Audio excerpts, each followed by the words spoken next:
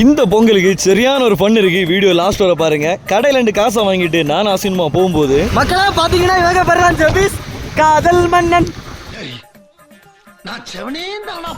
அப்படியே நேரே கிளம்பி நம்ம கருங்கல் சந்தைக்கு வந்திருக்கோம். அஜிதாக்கா தந்த ரிப்போர்ட்டை எடுத்துட்டு ஒரு மட்டுவா கடை போனோம். அங்க சரியான கூட்டம், அதனால வெயிட் பண்ண விட்டாவ.